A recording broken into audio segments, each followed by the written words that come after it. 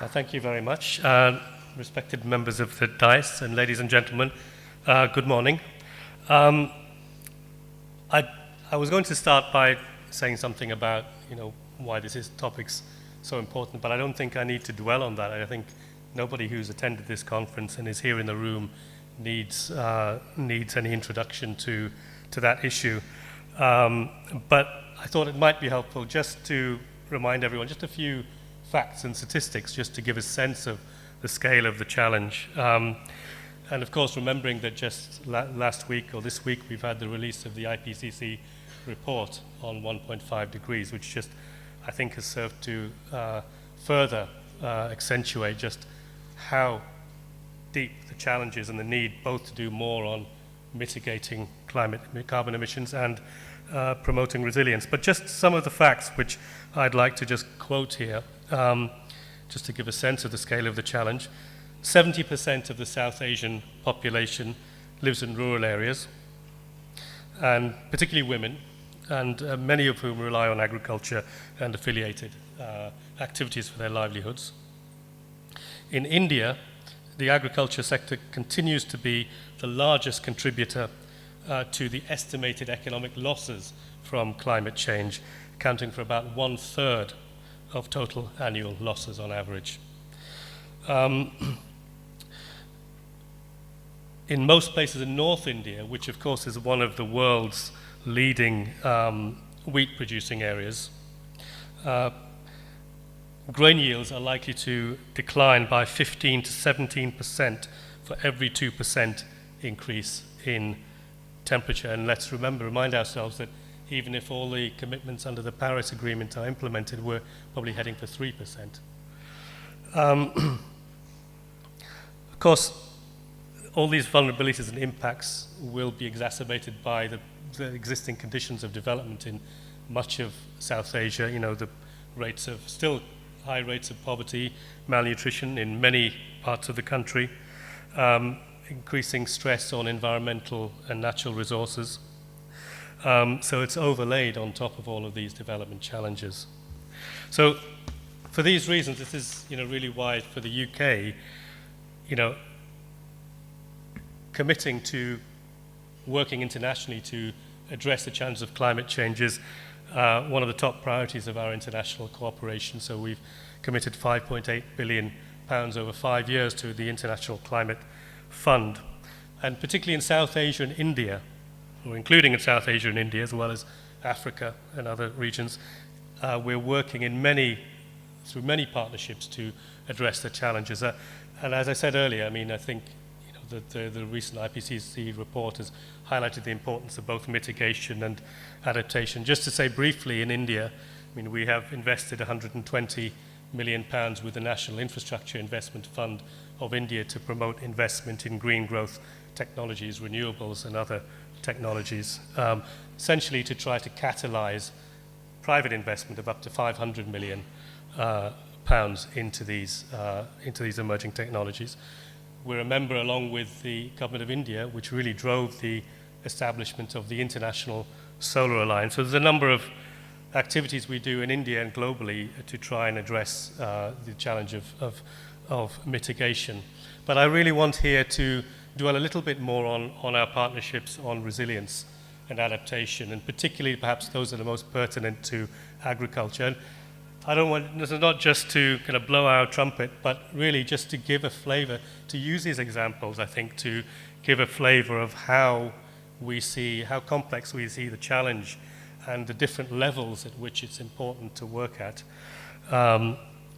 So just to give a few examples, so we're working with the UK Met Office, the World Bank, the Indian Meteorological Department and other hydromet agencies in South Asia to really increase the resilience of vulnerable communities and economies by producing better climate and weather information and forecasts, and particularly delivering new technologies and innovative approaches to getting that information into use at community level and by decision makers in the agriculture sector, the energy sector, urban areas, and so on. So this is really I would see one of the most strategic and important areas of need really to provide the information and the tools for decision makers out there who are best placed to decide on the appropriate response. As we heard, the appropriate responses will be locally specific.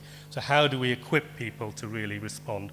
So that's one approach: information and weather, forecasts and decision tools, and getting them into use. Water management, of course, water resource management is hugely important to agriculture as well as to other sectors.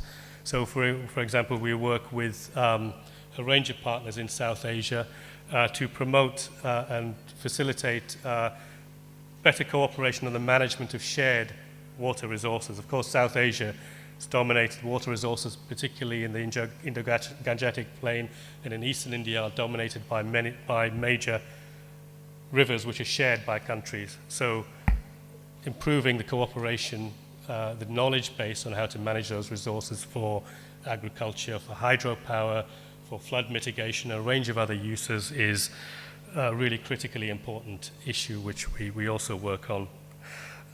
Infrastructure, again, an important entry point for promoting resilience in agriculture as well as other uses. So an example of work there, we're working with the Ministry of Rural Development of India through the Mahatma Gandhi National Rural Employment Guarantee Scheme to really ensure that the assets created under that program are used to build resilience. So through better planning and better implementation of the works under the Employment Guarantee Scheme to build assets and infrastructure which promote groundwater recharge, micro-irrigation, improved soil and water conservation. So that's an example, I think, as Dr. Joshi said, of where it's important to look at existing schemes in whichever sector they're in and see how we can use those as opportunities to leverage resources for resilience.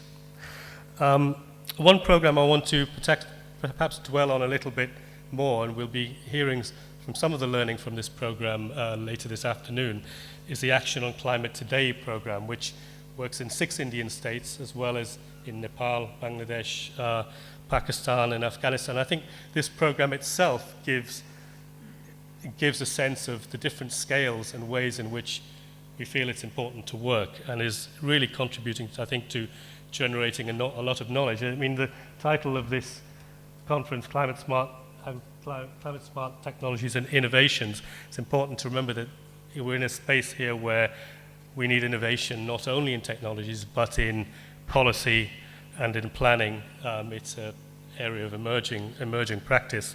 But some of the levels at which the Action on Climate Today program works: the policy institutional level, so working with governments to integrate climate resilience into planning and budgeting, to really review and analyze the extent to which budgets are promoting climate resilience, to the extent to which schemes are climate-proofed, look at budget coding, look at policies in areas such as water and agriculture, and ensure that these are really incorporating evidence on how to address climate resilience. So for an example of what's been done there is in Pakistan and in Bangladesh to really review agricultural budgets and programs for their climate resilience and look at the opportunities to use those to build greater resilience. So policy and institutional capacity building are key, and we would see those as perhaps some of the most strategic ways to engage. Finance, again, Dr. Joshi referred to, but again, that's an important entry point. How do we create and deliver models to deliver the right financial services which are needed for farmers? For example, risk insurance, safety nets. So innovation in designing and rolling out financial services. Also accessing available climate finance, including from international sources.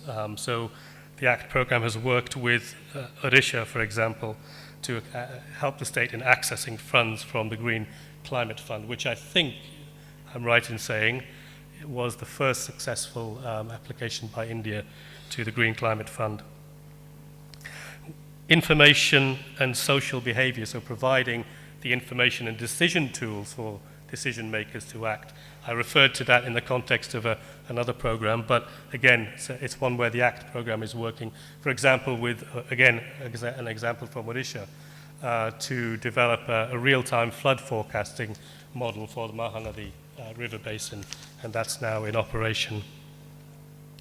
And finally, technology, and this conference, a lot of what will be talked about in this conference is technology. So really developing improved technologies for example, drought, temperature, and salinity tolerant crop varieties. But outside the agricultural, narrowly defined agricultural technologies, how do we, for example, use more nature-based, promote more nature-based solutions to protect ecosystem health and the buffering capacity of wetlands and rivers, for example, so that the intimate relationship between these issues and agricultural resilience. So again, an area where in Kerala, for example, the ACT program has supported the government in this area through the government's National Adaptation Fund to trial a variety of salt-tolerant rice varieties with coastal farmers. So that's just a flavor of the types of levels at which the program is going. And I think the reason for highlighting all these is just to emphasize this point. And again, I think Dr. Joshi made it very well, that we're dealing with a challenge which is highly complex, where we don't have all the answers. There's innovation and emerging practice, both in policy, technology, business models, where there's a need for, it's a really multidimensional problem and a multi-sectoral problem. It's not just within the agriculture sector. So the combination of the complexity, the multidimensionality, and the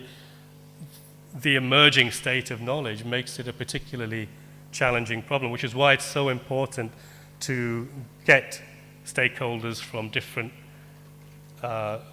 quarters, government, different sectors of government, the private sector, research institutions, innovators, really together. And I think this is why an event like this is really so important. So I'd like to congratulate Mr. Astana and the NSFI. I wasn't aware that NSFI was playing this kind of role, but I can see clearly the value of this kind of event and the sharing of knowledge which is going to come about through this. And I'm sure this will be a forum for people to make connections, and I hope to actually form some partnerships and initiatives to work on together. So I'm excited to see what will come out of this, and I'd like to thank Mr. Astana, NSFI, for inviting me to speak here, and I look forward to working more with you in future, and I hope more of you in the room here today. So I'll end there. Thank you very much.